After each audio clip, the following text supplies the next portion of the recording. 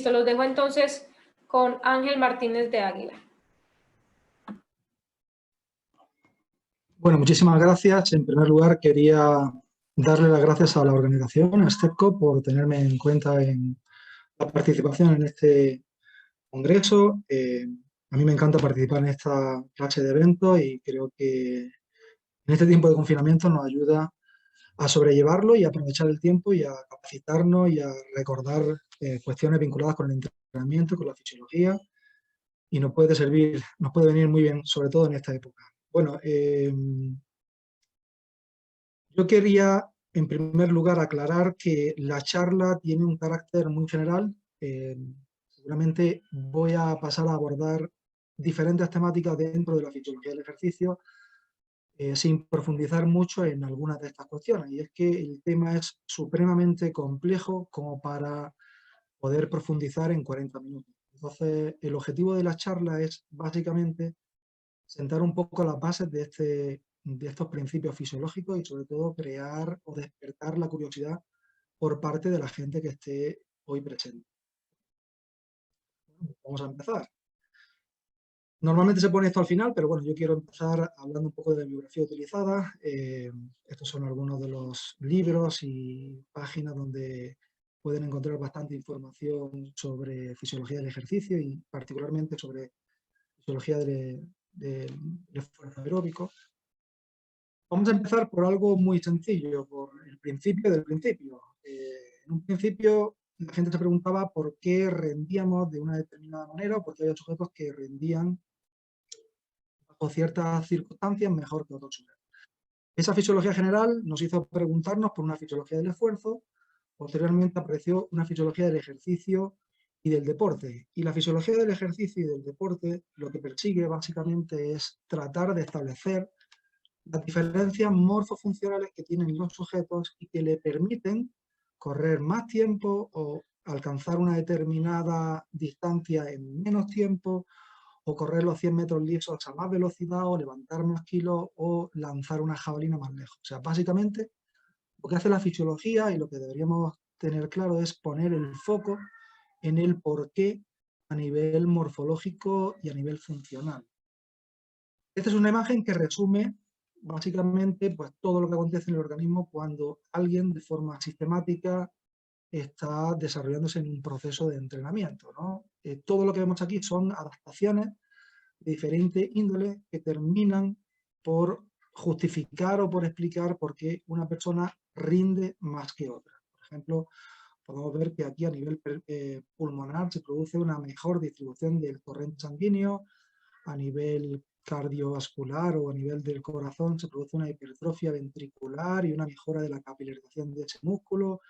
A nivel sanguíneo hay un aumento de la hemoglobina y de los eritrocitos, que son los encargados de transportar oxígeno por la sangre. A nivel muscular se produce una mejora en la capilarización, a nivel óseo una mejora de la densidad ósea y de los procesos de mineralización, etcétera, etcétera. Y todo eso en conjunto es lo que termina explicando que un sujeto pueda rendir mejor que otro. Lo que sucede es que todavía nos movilizamos en un sistema de caja negra. La caja negra es esto que viene aquí recogido. Esta imagen está extraída de un entrenador de atletismo que se llama Mariano García Verdugo, por si lo quieren consultar, y él pone de manifiesto pues algo que ya se sospecha desde la fisiología. Nosotros tratamos de aplicar una carga de entrenamiento, tratamos de conocer o reconocer qué es lo que sucede a nivel biológico y a nivel interno, y a partir de ahí tratamos de explicar los resultados que se obtienen en competencia.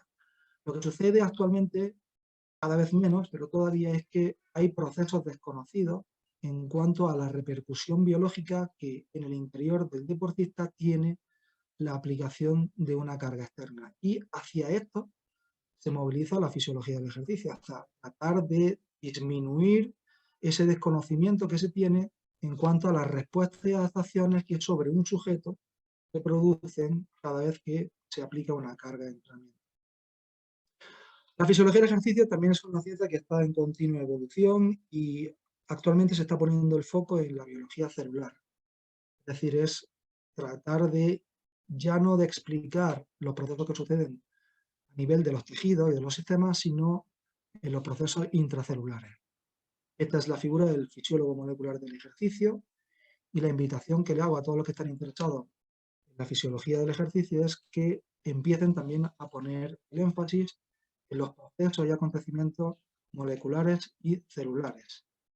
¿Por qué? Pues porque básicamente, antiguamente, gran parte de las modificaciones estructurales y funcionales que producían como consecuencia de someter a un organismo a un proceso de entrenamiento encontraban su base en el síndrome general de adaptación. Pero el síndrome general de adaptación, que sirve para explicar algunas cosas, a partir de las fases de supercompensación, de fatiga y luego la adquisición de la fase de resistencia, no explican otros muchos procesos que acontecen y que son la base de la mejora del rendimiento.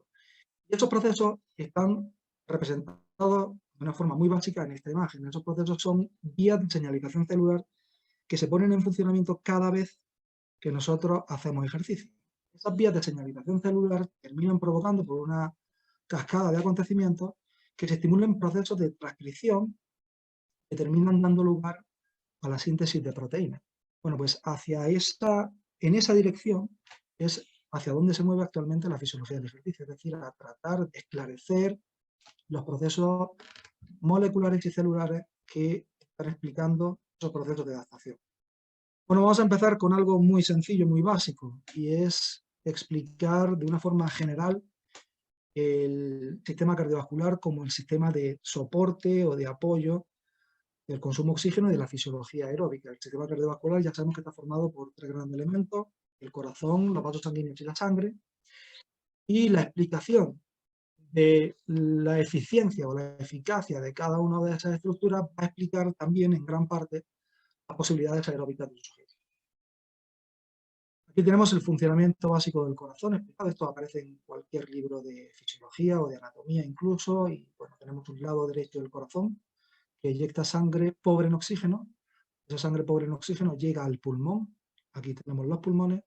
En esos pulmones se produce un intercambio gaseoso, es decir, la sangre pierde el oxígeno y pierde el dióxido de carbono, se enriquece en oxígeno y esa sangre rica en oxígeno por las venas pulmonares es de vuelta al lado izquierdo del corazón, y este lado izquierdo del corazón eyecta sangre a través de su ventrículo izquierdo por la arteria aorta para que esa sangre rica en oxígeno sea distribuida a todos los tejidos, y en esos tejidos se consume oxígeno y se produce dióxido de carbono, de tal manera que luego la sangre pobre en oxígeno y rica en dióxido de carbono va a ser devuelta de nuevo al lado derecho del corazón. Bien, pues cualquier menoscabo o mal funcionamiento o cualquier limitación que encontremos en cualquiera de estos procesos, que son algo más complejos de lo que lo he explicado, supone una limitación en el rendimiento. Y cualquier mejora respecto al resto de competidores o al resto de sujetos puede suponer una mejora de rendimiento.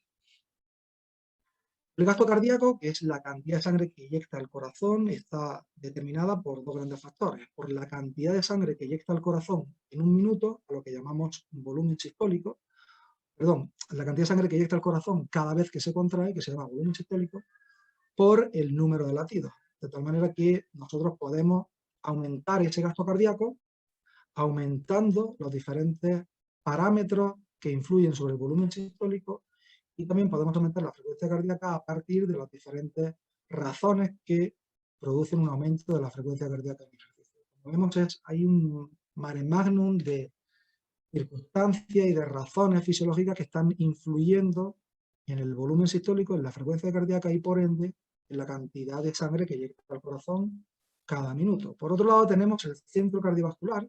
Toda la actividad cardíaca y vascular se regula desde el centro cardiovascular, que está situado aquí, en el tronco cerebral, más concretamente en el bulbo raquídeo. Ese centro cardiovascular está recibiendo continuamente información aferente desde las articulaciones, desde receptores de presión, desde quimioreceptores, y con esa información pone en funcionamiento el corazón, activándolo, aumentando su actividad, o por contra, disminuyendo su actividad. Y vemos cómo el centro cardiovascular está enviando información a través de los nervios parasimpáticos que producirían una disminución de la actividad cardíaca, tanto de frecuencia cardíaca como de volumen sistólico, y el sistema nervioso simpático hace lo propio, aumentando la actividad cardíaca. Bueno, todo eso nos va a facilitar que nosotros pasemos de eyectar 5 litros por minuto a llegar a un gasto cardíaco de 25 litros por minuto en ejercicio. Este gasto cardíaco es un valor de referencia, pero en la medida en la que el sujeto sea moderada o altamente entrenado, este gasto cardíaco puede llegar a valores de 35-40 litros por minuto. Además de la actividad cardíaca, también hay que tener en consideración la vasomotilidad o los cambios que pueden presentar los vasos sanguíneos, de tal manera que se pueden dilatar para favorecer que haya una redistribución del flujo sanguíneo hacia el territorio en actividad. Esa vasomotilidad, que está representada en esta imagen de la derecha, que supone un aumento o una disminución del calibre del vaso sanguíneo, puede tener un tratamiento local, es decir, el propio vaso sanguíneo, a partir de que se acumulen determinadas sustancias, se puede vasodilatar, o también ese proceso de vasodilatación, que es el que interesa realmente en ejercicio, puede venir a partir de órdenes nerviosas del sistema nervioso simpático, que hace que los vasos sanguíneos, fundamentalmente los que están a nivel de los músculos, se dilaten y de esa manera favorecer una mayor llegada de sangre. Vemos en esta imagen que atiende a la ley de Poisson, una ley física que dice que frente a un vaso contraído la cantidad de flujo sanguíneo es muy pequeña, pero cuando ese vaso sanguíneo se dilata, la cantidad de sangre que llega a ese tejido es mucho mayor.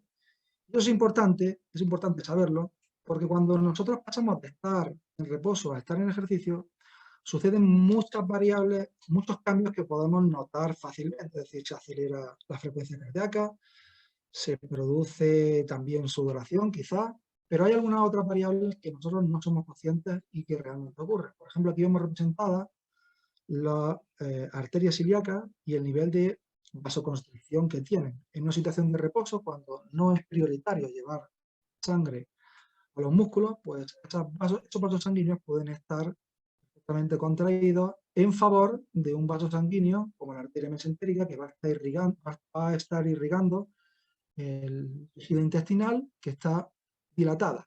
Pero cuando pasamos a una situación de ejercicio, y retomando el término que comentábamos anteriormente, redistribución de flujo sanguíneo, los vasos sanguíneos que se dirigen hacia territorios que no son prioritarios en ejercicio, como por ejemplo el tejido intestinal, el tejido hepático renal, van a sufrir un proceso de vasoconstricción, con lo cual se disminuye la cantidad de sangre que llega a ese tejido. Y por contra, los vasos sanguíneos que van a tejido muscular van a sufrir una vasodilatación. Estos procesos van a favorecer que llegue una mayor cantidad de sangre a los tejidos musculares y por ende la mayor posibilidad de obtener energía de forma aeróbica. Pero no solamente tenemos que poner el foco de atención en la cantidad de sangre que inyecta el corazón, sino que para que el corazón inyecte una gran cantidad de sangre, también se hace necesario asegurar los mecanismos de retorno venoso, es decir, todo lo que favorece la llegada de sangre pobre en oxígeno hacia el corazón, para que una vez en el corazón esa sangre pueda ser eyectada al pulmón, enriquecerse en oxígeno y ser devuelta al corazón para otra vez ser eyectada hacia todos los tejidos. Bueno, pues aquí tenemos algunas de las razones que justifican ese retorno venoso. Cualquier menoscabo o mal funcionamiento en cualquiera de estas razones va a suponer una disminución del retorno venoso y por ende una disminución también de la cantidad de sangre que inyecta al corazón y por tanto de la cantidad de oxígeno que están recibiendo nuestros tejidos. Como ejemplo explicativo del retorno venoso, pues vamos a presentar estas dos imágenes. En primer lugar, la acción del diafragma.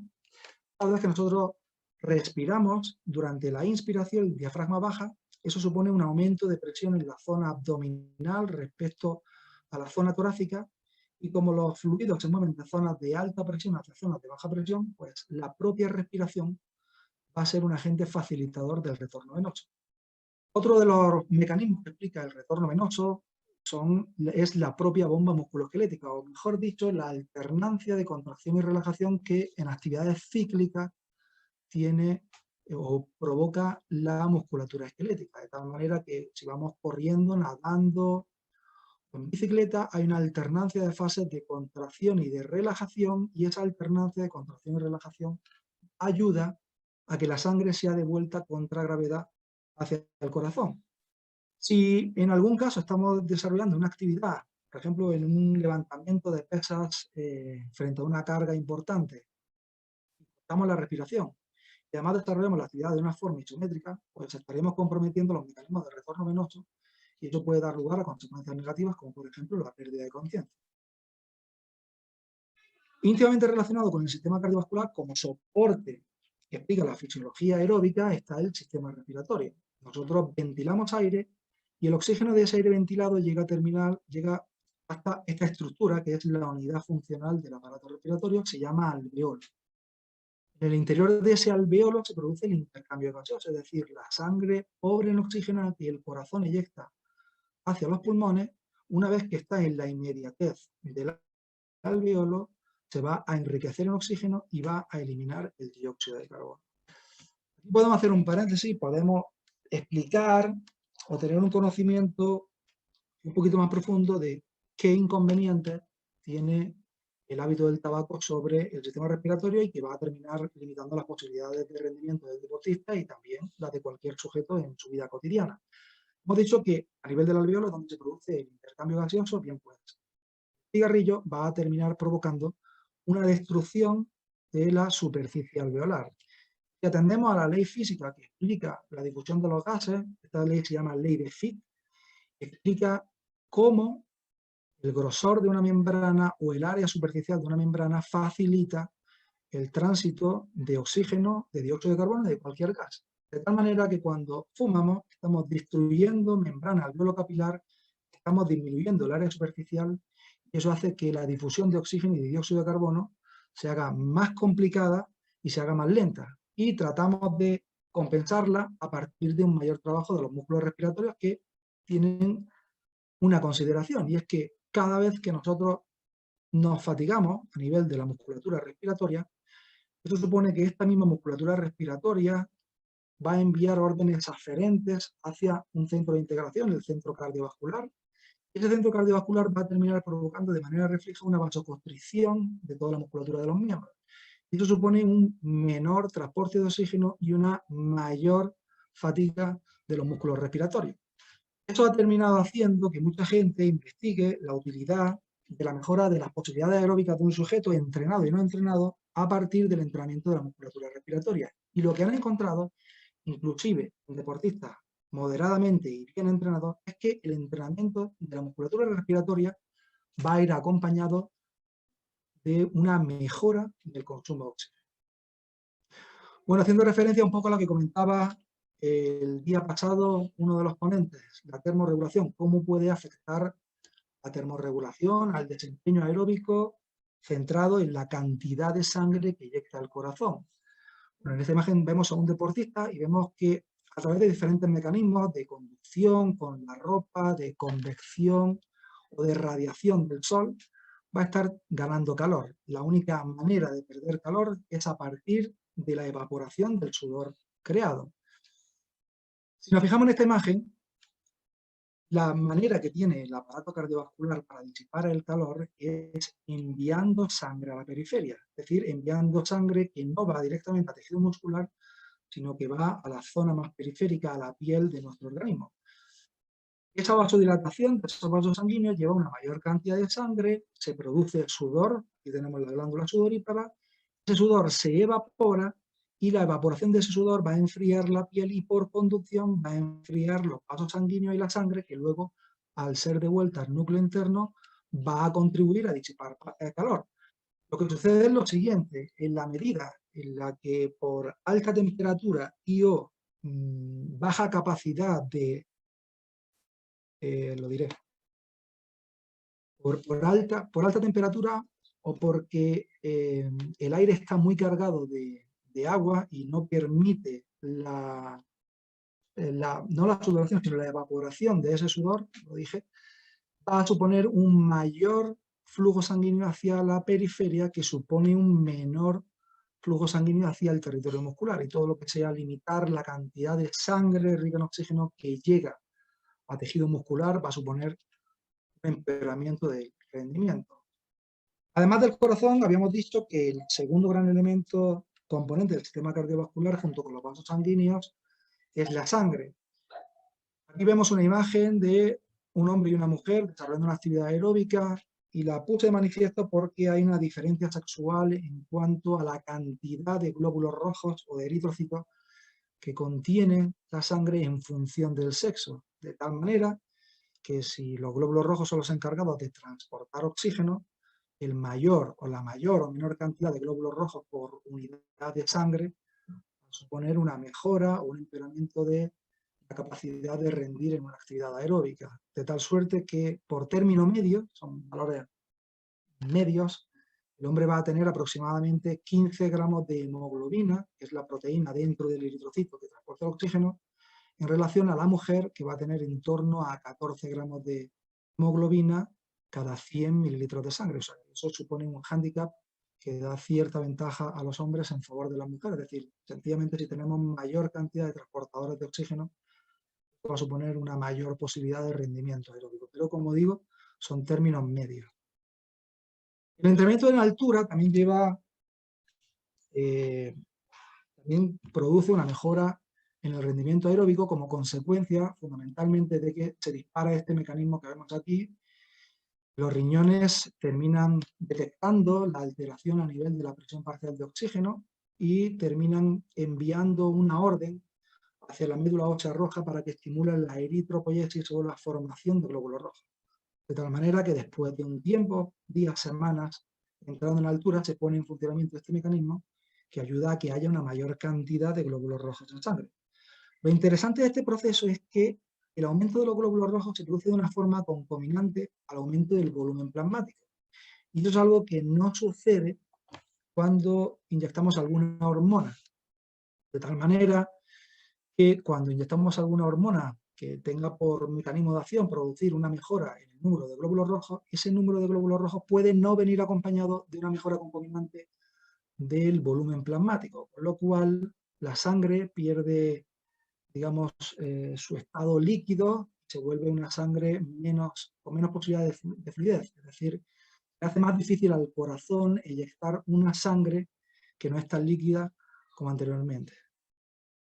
Bueno, vamos a cambiar un poco de tema y vamos a meternos en el apartado de modelo trifásico de Skinner y McClelland, que trata de explicar las diferentes fases a nivel respiratorio, a nivel cardiovascular, a nivel de metabolitos, etcétera, por las que pasa un sujeto desde que está en reposo hasta que alcanza un valor de consumo máximo de oxígeno.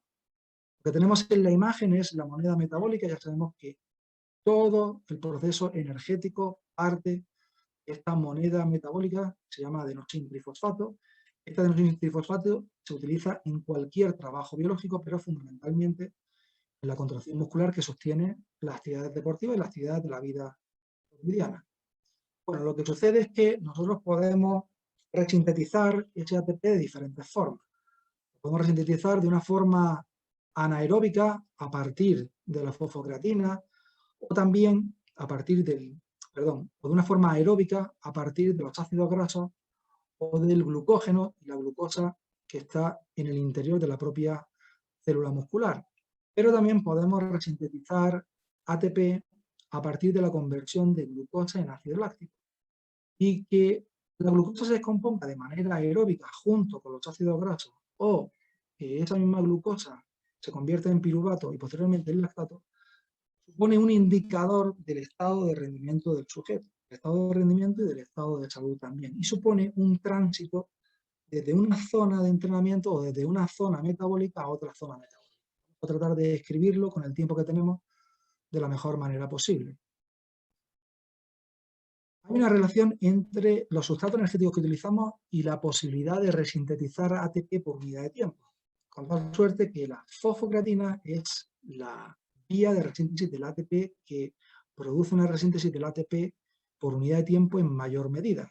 Por eso, la vía de resíntesis es la que se pone en funcionamiento cuando yo tengo que realizar un sprint de 100 metros. ¿Por qué? Porque si yo trato de correr a la máxima velocidad 100 metros, la tasa de resíntesis por minuto que se me exige está en torno a 2.6 moles de ATP por minuto. Y la única vía que me puede aportar el ATP tan rápidamente es esta vía de la fosfocreatina.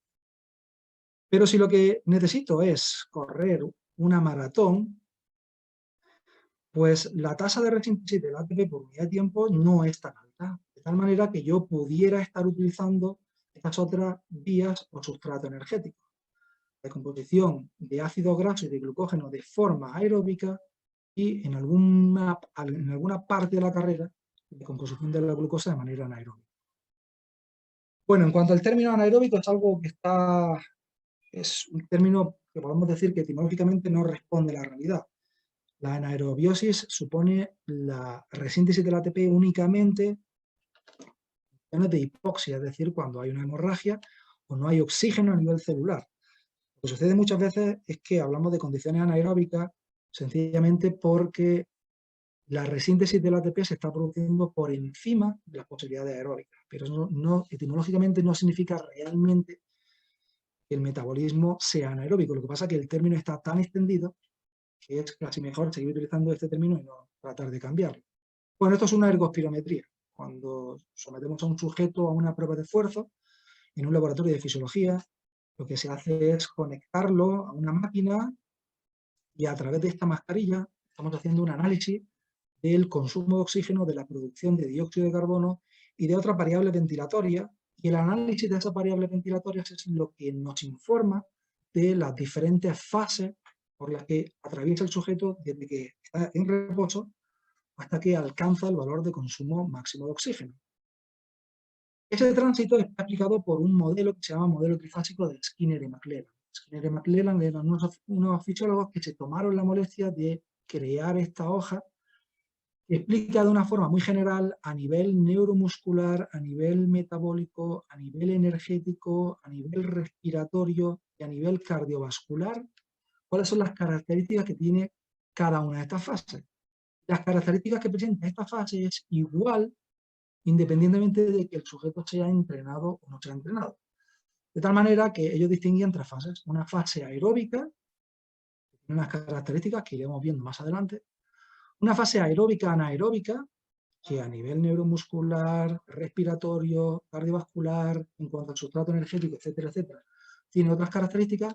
Y una tercera fase, que se llama fase de inestabilidad metabólica, que tiene otra serie de características. Entre una fase y otra hay un tránsito o un umbral que se puede localizar a partir de diferentes tecnologías, ¿vale? Pero entre fase y fase hay un umbral. Bueno, pues aquí tenemos a nivel ventilatorio explicado cada una de las fases de ese modelo trifásico de Skinner y McClelland.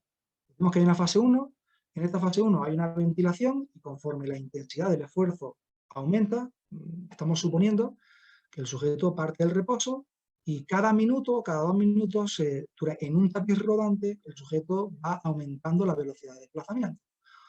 El ejercicio puede ser en tapiz rodante o puede ser en un ciclo ergómetro o puede ser en un remo ergómetro. No hay diferencia en cuanto a eso. La cuestión es que estamos sometiendo al sujeto a un esfuerzo de carga incremental hasta alcanzar el agotamiento máximo. Bueno, pues en esta primera fase y en el resto de fases es que se produce un aumento de la ventilación. La gente tiende a entender que, claro, hay una relación entre la ventilación y el desempeño al que me someten, ¿no? De tal manera que conforme aumenta la intensidad de carga va a aumentar la necesidad de ventilar aire. Pero lo que sucede realmente es que en algún momento hay un aumento desproporcionado, de tal manera que si la ventilación venía en este nivel y tendría esta linealidad, hay un momento en el que se produce un quiebre ventilatorio.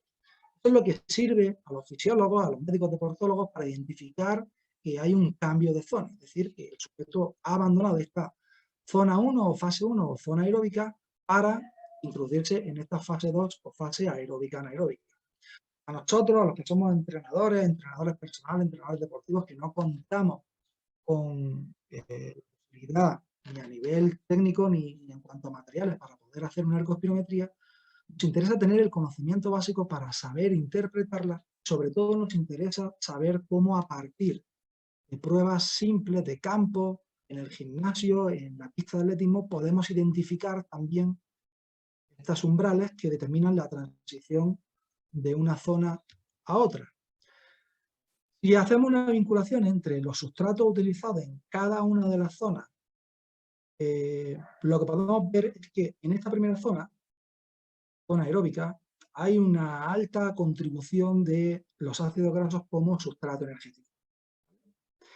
En la medida en la que aumenta la intensidad del ejercicio y abandonamos esta primera zona metabólica o zona de entrenamiento, como queramos llamarlo, y nos introducimos en una fase 2 o fase aeróbica anaeróbica, la utilización de los ácidos grasos como sustrato energético empieza a perder importancia y la utilización del glucógeno y de la glucosa de forma aeróbica y anaeróbica empieza a ganar importancia. De manera que si seguimos aumentando la intensidad, va a haber un mayor aporte por parte de los hidratos de carbono y un menor aporte por parte de los lípidos. De forma concomitante se produce un aporte tanto aeróbico como anaeróbico.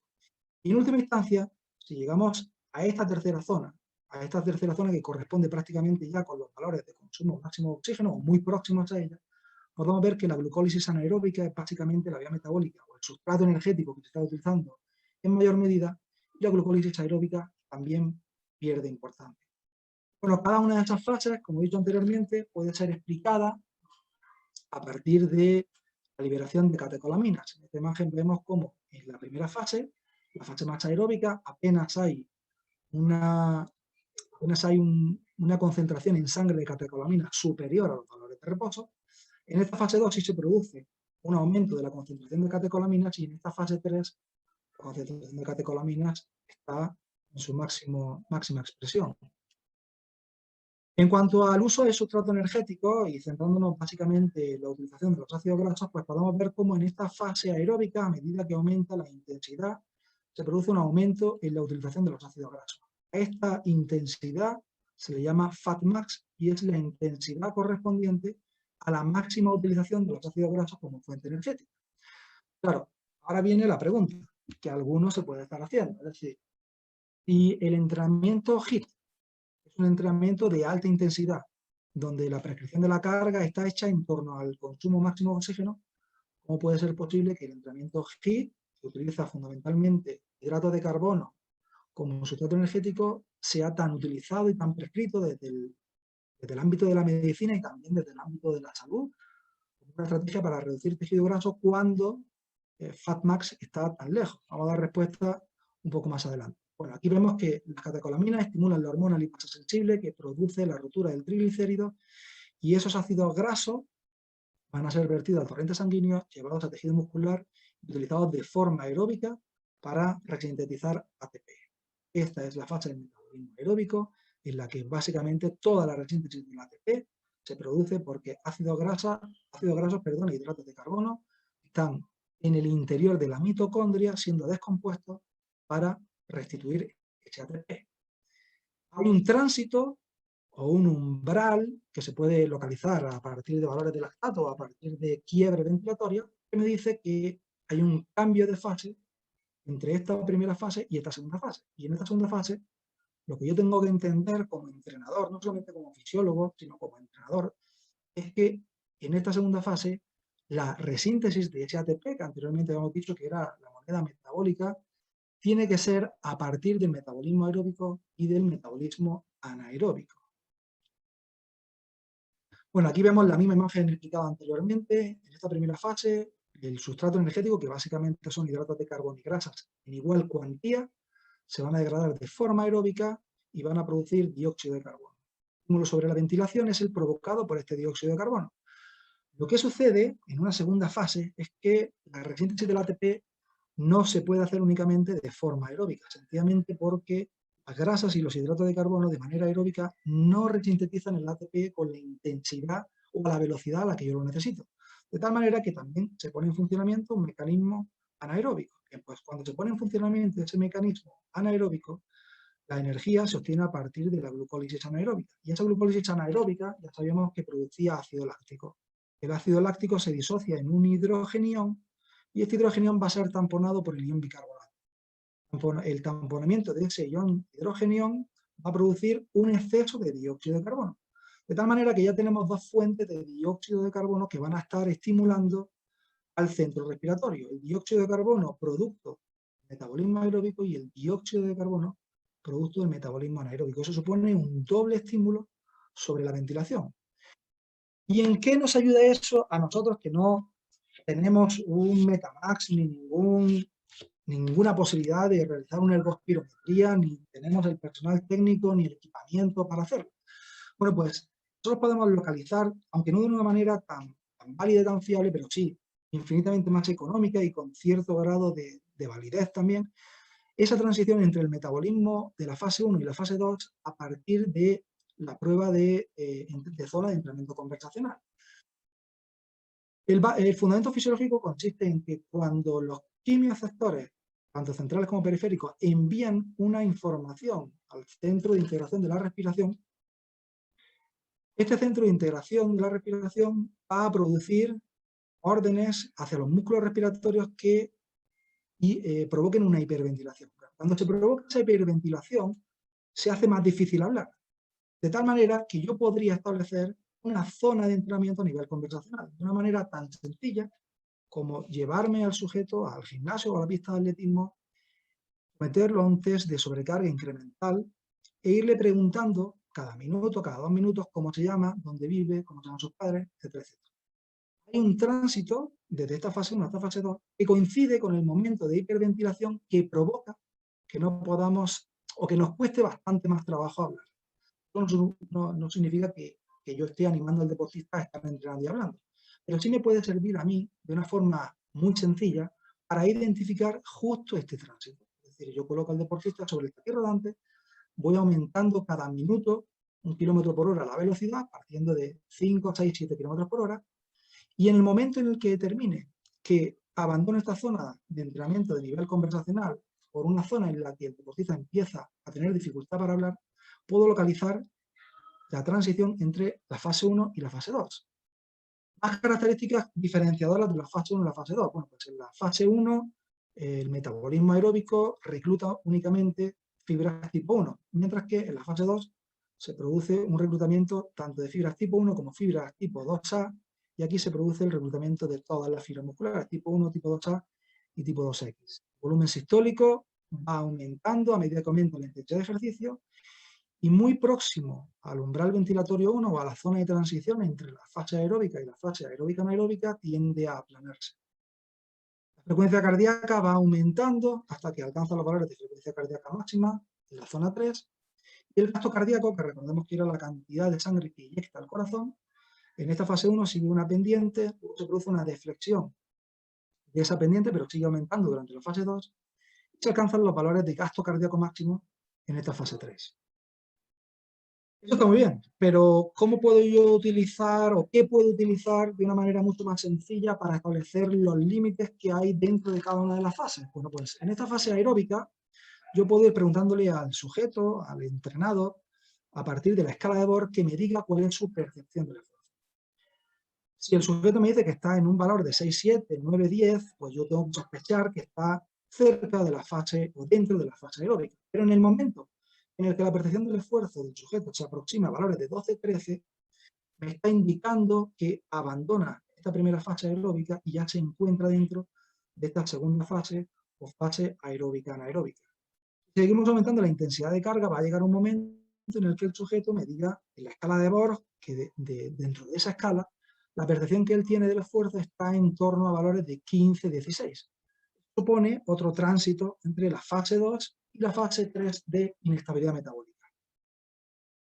Hay que reseñar que en la medida en la que el sujeto está más familiarizado con el uso de la escala Borg, esta escala tiene validez, y que hay estudios que correlacionan los datos encontrados en una ergospirometría con los valores que muestran los sujetos. Hay una relación importante.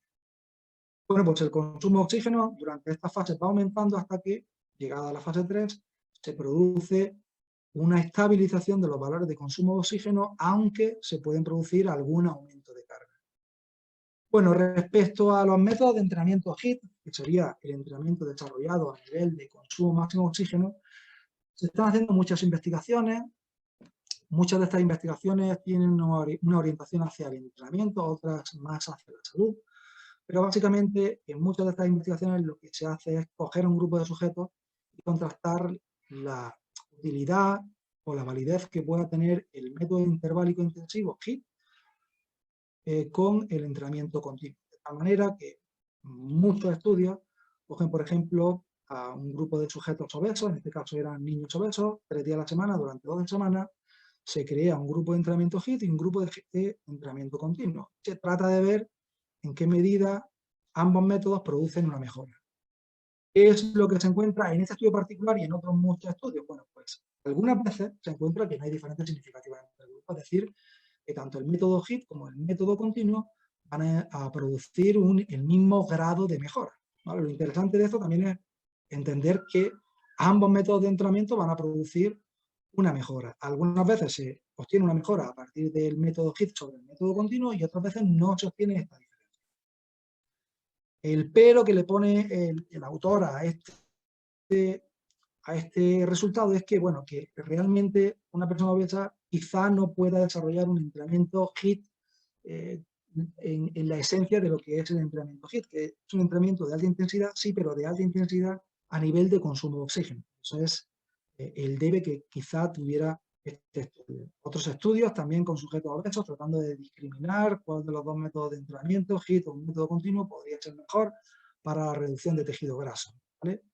Pues ambos grupos mejoraron todo, pero la mejora de la reducción del tejido graso a través del método HIIT se produce porque el gasto calórico, que viene secundado por esa alta liberación de catecolaminas y que se mantiene elevada después de la recuperación, promulga el metabolismo de las grasas. Por eso decía yo que había que buscar cuál era la explicación por la que HIIT, que es un método de entrenamiento que se hace tan lejos de la zona FatMax, pudiera ser tan beneficioso para la reducción de tejido graso.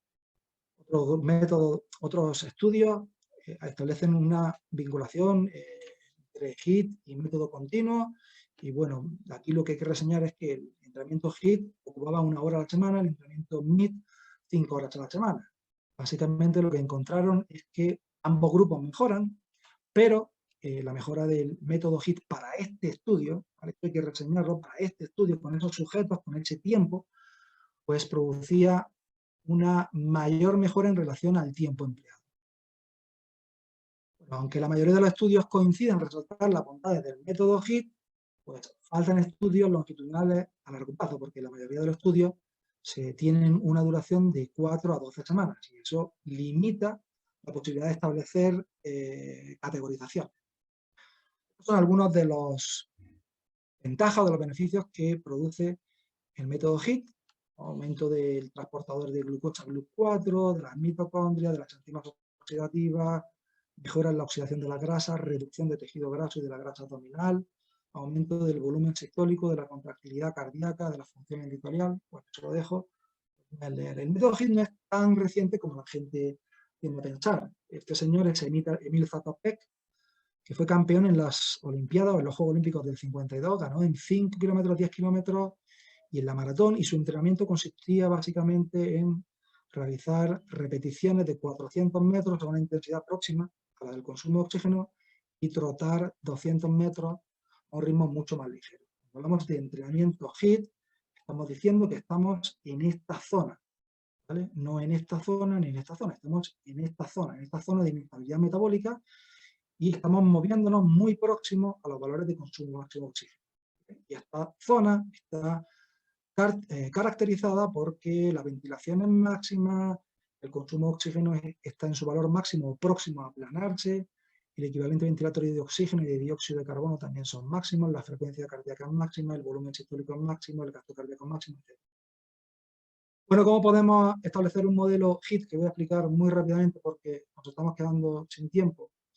A partir de una propuesta que hace un fisiólogo español que se llama José López Picharro, muchos lo conocerán. Uno prescribe un entrenamiento HIIT, pues realmente tiene que prescribir 9 variables. En primer lugar, la intensidad del calentamiento, porque puede ser un calentamiento algo más intenso que el calentamiento que se puede hacer para otra sesión, que no sea tan intensa.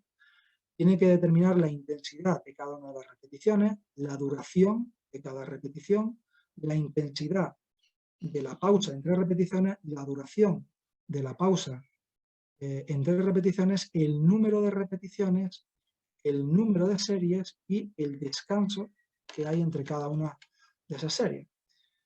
Conjugar estas variables es importante porque tenemos diferentes modalidades de entrenamiento interválico e intensivo, y eso termina dando, pues yo creo que más confusión que claridad, ¿no?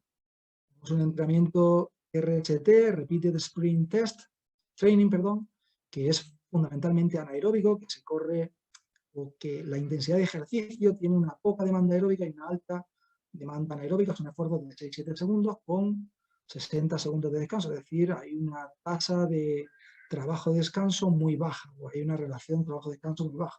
El entrenamiento SIT es un entrenamiento, sigue siendo puramente anaeróbico, pero hay una mayor contribución del metabolismo aeróbico, con patrones de 30 segundos de carga, 2-4 minutos de descanso, pero estos 30 segundos de carga se hacen all out, es decir, a la máxima intensidad. Luego tenemos el entrenamiento HIIT, que se puede escribir con una I o con dos I's. Hay gente que hace la distinción y hay otra gente que sencillamente no establece ninguna distinción entre HIIT con una I o con dos I's latinas. Son esfuerzos de 2 a 8 minutos y que fundamentalmente, aquí lo vemos, son aeróbicos y con una pequeña contribución del metabolismo anaeróbico. Pero lo más importante es que el entrenamiento HIIT, en su filosofía, se corre a una intensidad próxima o ligeramente por encima del consumo máximo de oxígeno. Bueno, pues para determinar la intensidad de entrenamiento, lo que tendremos que hacer es llevar al sujeto a una pista y ponerlo a correr cada vuelta a una velocidad sucesivamente creciente. Podría empezar por 7 km por hora y en cada 400 metros aumentar 1 km por hora, hasta que finalmente alcanzamos una velocidad máxima. 90-95% de esa velocidad máxima alcanzada sería la velocidad HIIT. Vamos a poner que en este caso el sujeto alcanza una velocidad de 19 km por hora, la velocidad a prescribir sería 18 km por hora como velocidad aeróbica máxima o la velocidad correspondiente al consumo máximo de oxígeno. Lo siguiente que tendríamos que tener en cuenta es la duración de la repetición. Y para eso tendríamos que determinar en primer lugar el tiempo límite, es decir, cuánto tiempo es el sujeto capaz de aguantar a esa velocidad. O sea que 3-4 días más tarde de alcanzar o de determinar esa velocidad aeróbica máxima, tendré que poner al sujeto de forma constante a correr a esa intensidad. Vamos a imaginar que hemos hecho eso con nuestro deportista y aguanta 4 minutos 40 segundos. La duración de cada repetición en un entrenamiento HIIT debería durar aproximadamente el 60% del tiempo límite. De manera que si el tiempo límite era 4 minutos 40 segundos, la duración de cada repetición debería ser aproximadamente 2 minutos 48 segundos. Y ahora viene el tercer apartado, quizás el más complicado, es que la gente tiende a entender que si yo estoy 2 minutos 48 segundos corriendo a la intensidad de consumo máximo de oxígeno, estoy 2 minutos 48 segundos a consumo máximo de oxígeno. Eso no es así porque el consumo de oxígeno va aumentando desde el reposo hasta alcanzar su valor máximo y tiene una cinética. De manera general se establece que para el tiempo que yo estoy corriendo a intensidad de consumo máximo de oxígeno, solamente permanezco el 45% de ese tiempo realmente en consumo de oxígeno. De tal manera que sobre esos 2 minutos 48 que duraba la repetición, 1 minuto 15 segundos sería el tiempo que estaría en consumo de oxígeno. Pues aquí tenemos la explicación y bueno, al final como hay que acumular en torno a 10 minutos en consumo máximo de oxígeno, pues tendría que determinar el número de repeticiones. 10 minutos son 600 segundos. Si divido 600 segundos por 75 segundos, que es el tiempo que realmente estoy en consumo de oxígeno, no el tiempo de duración de la repetición, pues tendría que hacer 8 repeticiones. La pausa se corre a la mitad de la intensidad de la velocidad aeróbica máxima y puede tener una duración similar al tiempo de repetición. Aquí quedan establecidos para el ejemplo que yo he dicho, todos los parámetros de carga los pueden analizar más lentamente, pero también hay que tener en consideración que podemos empezar acumulando no 10 repeticiones, no 10 minutos, perdón, y reducir el número de repeticiones y podemos ir aumentando cada 2-3 semanas el número de repeticiones. Estos son otros parámetros de HIIT que también pueden tener en consideración. Otro de los estudios o de las líneas de investigación consiste en establecer la vinculación, qué grado de mejora se puede conseguir en el consumo de oxígeno a partir de un entrenamiento HIIT en relación a un entrenamiento continuo extensivo. Lo que hacen es coger a grupos de sujetos y durante un tiempo someterlos a unos entrenamientos HIIT y otros a método continuo. En este caso particular hay una mejora más significativa del consumo de oxígeno a partir del entrenamiento HIIT que del entrenamiento continuo. Pero el rendimiento aeróbico no está únicamente determinado por el consumo de oxígeno. El consumo de oxígeno tiene, digamos, un carácter genético impuesto que lo determina en torno a un 80%. Eso supone que el entrenamiento hace necesario dar otras vías diferentes para la mejora del consumo de oxígeno. Es decir, si tenemos padres que tienen un consumo de oxígeno alto, nosotros vamos a tener un consumo de oxígeno bajo. El consumo de oxígeno se utiliza fundamentalmente para determinar qué sujetos están en disposición de rendir o no. El rendimiento en pruebas aeróbicas depende de otras variables y una de las más importantes es el porcentaje de consumo de oxígeno a la que yo soy capaz de mantener un esfuerzo de larga duración. Esto es el umbral aeróbico o umbral ventilatorio 1 o umbral láctico del que hablábamos anteriormente. Y es más determinante del rendimiento dentro de sujetos que están entrenados este valor que el propio consumo máximo de oxígeno. Dicho de otra manera, podemos encontrarnos con sujetos que dentro de que tengan valores de consumo de oxígeno muy altos, es posible que esté más cerca de rendir mejor el que tenga un umbral ventilatorio 1 o un umbral aeróbico más desplazado hacia la derecha.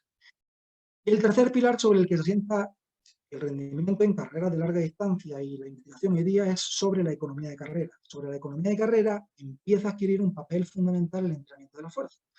Jugadores de fondo que hasta hace poco tiempo no entrenaban fuerza o la entrenaban únicamente a base de entrenamiento en cuesta o de cargas ligeras con un alto número de repeticiones, pero pues empieza a haber cada vez más estudios que determinan que esta economía de carrera es un factor determinante en el rendimiento en pruebas aeróbicas y que esta economía de carrera está relacionada directamente con los niveles de fuerza. ¿Vale? Es como si dijéramos que ya se nos agota la posibilidad de mejorar el consumo de oxígeno, ya se nos agota la posibilidad de mejora del umbral aeróbica, ya digamos que las variables fisiológicas tienen un nivel muy importante. Lo único que podemos conseguir es que el sujeto sea más eficiente, es decir, que gaste menos energía. No que produzca más energía, sino que gaste menos energía. Y vemos el umbral ventilatorio 1. Este es el umbral, este aparece en todos los casos, en todos los sujetos. Lo que sucede es que un deportista que está altamente entrenado lo tiene muy desplazado hacia la derecha. Lo que vemos aquí es una relación entre el momento en el que aparece el umbral ventilatorio y el tiempo empleado en una maratón. De tal manera que aquellos que tienen el umbral ventilatorio a un bajo porcentaje de su consumo de oxígeno, a un bajo nivel de potencia o de velocidad de desplazamiento, pues tardan más tiempo en correr el maratón, mientras que los deportistas que están altamente entrenados, no solo porque tengan un consumo de oxígeno importante, sino y sobre todo porque tienen este umbral desplazado hasta el 80-85% del consumo máximo de oxígeno, cuando un sujeto no entrenado lo tiene en torno al 60-65%, bueno, pues eso hace, ¿vale?, y es un factor predictor de rendimiento en mayor medida que el propio consumo de oxígeno. ¿Vale? Un estudio que se hizo con ciclistas, se trató de establecer qué pasaba entre ciclistas profesionales y ciclistas entrenados pero amateur, no profesionales. Bueno, pues lo que determinaron es que no había diferencias en el consumo de oxígeno. ¿Qué diferencia en el consumo de oxígeno? Tiene que haber diferencias en otro sentido. Y las diferencias son, perdón, me equivoqué. Las diferencias en el consumo de oxígeno, aquí está la medición del consumo de oxígeno. 45, 46, ¿vale? No hay una diferencia significativa. ¿Dónde se encuentra la diferencia? La diferencia se encuentra en el porcentaje del consumo de oxígeno que esos sujetos son capaces de sostener durante 1 hora, hora y media, 2 horas o 3 horas. Y vieron que los sujetos que están mejor entrenados son capaces de aguantar ese porcentaje del consumo de oxígeno a un nivel mayor, es decir, que tienen el umbral desplazado hacia la derecha y que también los valores de potencia medidos en vatios son mayores, es decir, los valores de consumo de oxígeno no son sustancialmente diferentes, sin embargo, el porcentaje del consumo de oxígeno que ese sujeto sostiene durante la prueba y los vatios movilizados que le permite ese umbral desplazado o no hacia la derecha son los determinantes del rendimiento. Esta zona o fase 1 está representada en azul y esto es el tiempo de permanencia en fase 1 para un ciclista en una prueba de 215 kilómetros. O sea que el 98% del tiempo el sujeto corre en fase 1. ¿Qué me interesa entonces? Pues tener una fase 1 muy grande con un umbral muy desplazado hacia la derecha. Eso supone ahorro glucogénico y sobre todo la posibilidad de mantener un esfuerzo durante un largo proceso de tiempo. ¿Vale? Pruebas que son más cortas, pues ya permiten que haya un mayor tiempo de permanencia en fase 2 y en fase 3, claro, porque son pruebas más cortas y la menor duración me permite que la intensidad sea mayor y por eso estoy en esta otra fase. Bueno, para terminar quería dejarle importancia y hacia dónde se dirige la investigación hoy día del consumo de oxígeno. Este es un estudio que empezamos a hacer compañeros del SENA y mi persona sobre economía de carrera. Lamentablemente, por diferentes problemas no se pudo desarrollar este trabajo, pero bueno, lo que tratábamos de determinar era qué hacía a los corredores de fondo de todo el área metropolitana, de Medellín y alrededores, qué los hacía eficientes, porque ahora mismo la investigación, como digo, va en determinar qué hace que un sujeto, no solamente que sea capaz de producir más energía, que para eso ya están otras variables fisiológicas como el consumo de oxígeno o el umbral ventilatorio, sino para determinar qué los hace eficientes, qué los hace gastar menos energía, ¿vale? Bueno, creo que me he pasado el tiempo, es absolutamente normal, me pasa bastante. Les dejo mis contactos en redes sociales. Este es el centro deportivo en el que trabajo y con los que colaboro, por si quieren venir a visitarnos a Medellín. La recomendación de que queden en casa y les doy las gracias. Muchísimas gracias. Ángel, muchísimas gracias. Voy a, bueno, por cuestiones de tiempo, vamos a hacerte nada más 3 preguntas que tenemos aquí en nuestro chat de YouTube. Tenemos a Cristian Méndez que dice, ¿qué incidencia tiene la insulina en el entrenamiento aeróbico para una persona diabética tipo 1 o tipo 2? ¿Efecto negativo o positivo? Bueno, vamos a ver, la insulina es una hormona liberada desde el páncreas que va a ejercer su acción a nivel de la musculatura. Esa insulina va a disminuir los niveles de glucosa en sangre y la razón principal puede ser o porque hay altos niveles de grasa que impiden la acción de esa insulina para insulina no dependiente, o que directamente el sistema inmunológico haya equivocado a los islotes pancreáticos, lo haya destruido, que no haya una liberación de insulina. No tengo estudios o no tengo información fehaciente de la acción de la insulina o de la limitación exclusiva de la insulina en el rendimiento, pero necesariamente tiene que haber niveles de insulina en sangre para poder rendir de manera aeróbica, sencillamente haciendo una descripción de la acción de la insulina. La insulina lo que está provocando es el aumento de la glucosa a nivel celular, y si hay bajos niveles de insulina, el rendimiento se va a ver comprometido seriamente. Lo importante sería establecer en qué medida el rendimiento se puede ver perjudicado para un sujeto diabético en el momento en el que se inyecta insulina. Y eso es algo que quedo con el compromiso de darte respuesta. Ahora Luis Fernando Cabrera nos pregunta, ¿en qué orden se consumen las diferentes fuentes de energía y qué fase se supone consumir mayor energía de qué fuente? Bueno, esa es una pregunta relacionada con el metabolismo de las fuentes de extracción de energía. Si salimos a máxima velocidad del reposo, pues tenemos la gráfica típica descrita en muchos libros de fisiología que dice que, bueno, en primer lugar se pone en funcionamiento la vía de la fosfocreatina porque es la que sintetiza ATP en mayor unidad de tiempo y la que nos permite desarrollar esfuerzos altamente explosivos, pero esa vía es muy potente, pero tiene una capacidad o un tiempo de permanencia relativamente muy corto. Es decir, la fosfocreatina nos puede dar soporte energético para una actividad de 10-15 segundos, es decir, para correr 100 metros, para hacer un sprint en fútbol, para correr de una base a otra en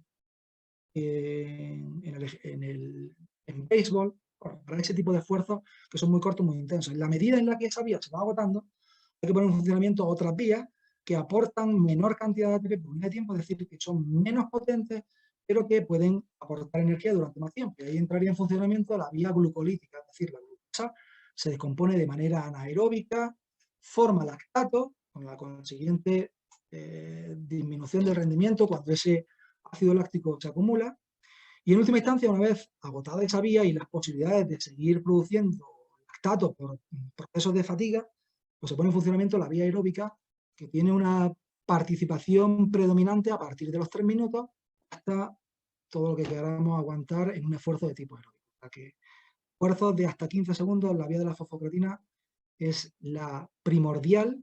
Hablamos de primordial y no de exclusiva, porque no es cierto que una vía energética se utilice de manera exclusiva, es decir, hay una superposición de las vías energéticas. Lo que pasa es que la fosfocreatina se utiliza fundamentalmente en esfuerzos de hasta 10-15 segundos. La glucólisis anaeróbica o el metabolismo láctico es la vía energética que se pone en funcionamiento de forma primordial en esfuerzos de hasta 40-50 segundos, a minuto y poco, es decir, los 400 metros de atletismo, los 1000 metros de patinaje, los 100 metros de natación son esfuerzos típicamente anaeróbicos lácticos, y por encima de 3 minutos el esfuerzo empieza a ser primordialmente aeróbico. Perfecto, Ángel. Muchísimas gracias de nuevo por estar aquí con nosotros, por aceptar nuestra invitación. Esperamos tenerte de nuevo. Muchísimas gracias a vosotros y a todos los que están oyendo, y nada, mi ánimo a todos ellos por sobreponerse a esta situación que estamos atravesando. Muchísimas gracias. Así es. Bueno.